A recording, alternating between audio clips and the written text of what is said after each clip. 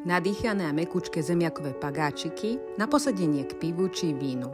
Na cesto potrebujeme 2 vajcia, 800 g hladkej múky, droždie, 2 čajové lyžičky soli, 1 lyžica cukru, 400 až 500 ml teplého mlieka a 100 ml oleja.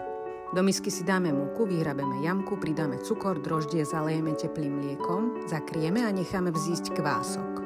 Potom pridáme 2 čajové lyžičky soli, 2 vajcia a s mliekom začneme zapracúvať cesto. Nakoniec ešte zapracujeme olej.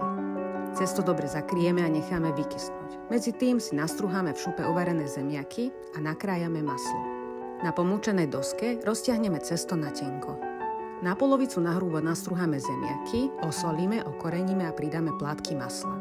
Preložíme druhou stranou a trošku vyvarkáme. Postup opäť zopakujeme a opäť cesto trochu roztlačíme valčekom. Cesto môžeme nakrájať alebo povykrajovať. Potrieme vajíčkom a posypeme sezamom. Pečieme v rúre do zlatista. Ak máte chuť na experiment, pridajte brinzu alebo tvrdý syr.